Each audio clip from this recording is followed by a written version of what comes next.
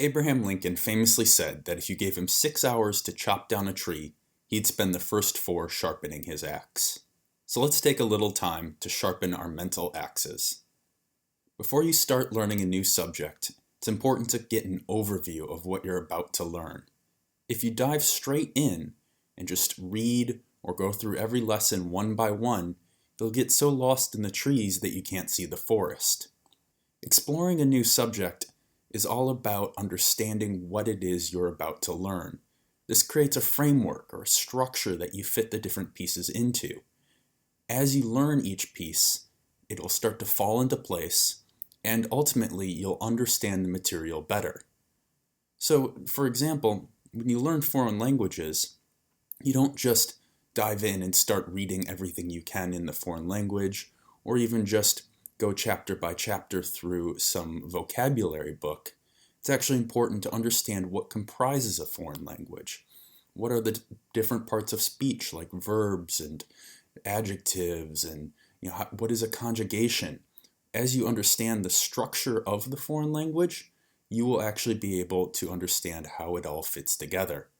This is one of the key differences that you have when you're an adult learning something as opposed to a child. There's a lot made about how children learn things so quickly, and that's true, but they also learn naively. They soak everything up like a sponge. They don't have the ability to discriminate in their knowledge acquisition. This means that they end up over-learning things, learning things that they don't need to learn.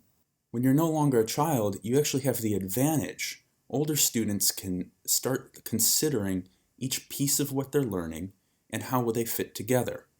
So I always spend the first week or so before I learn something new preparing to learn. This just means exposing myself to the material in any way, shape, or form I can. Some different ways to get started. Well, books are obviously a great place to start. I love just browsing around the Kindle store and looking for anything that's going to expose me to the new subject. When I started learning about music, I read different books on neuroscience and music theory because I had a background in neuroscience.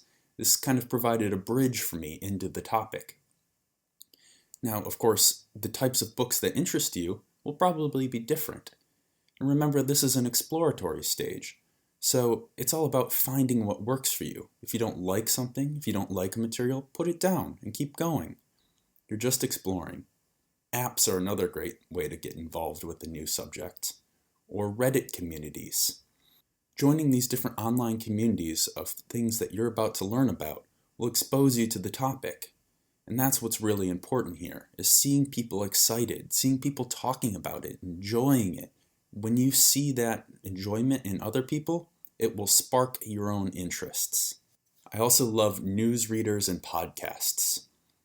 There's tons of different RSS feeds and blogs and podcasts out there online that you can subscribe to. And finding a few good ones in the subject that you're about to learn is, again, a really good way to start just exposing your mind to it. There's an additional advantage to being exposed to the material, too.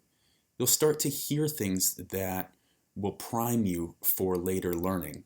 When something is mysterious or not quite comprehensible yet, sure, you won't quite understand it yet, but later on, when you see that topic come up and it becomes explained to you, it'll make all the more sense, and you'll be happy to go and connect the dots and fit it all together.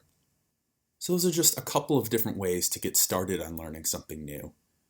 Take a moment to read the accompanying article with this course and look at different suggestions. On the Skill Cookbook blog, the resources section actually has a lot of links, for example, to the Great Courses series, which are some of my favorite online courses, as well as different apps and books and newsreaders and software, all of which might be useful for you as you start exploring learning something new.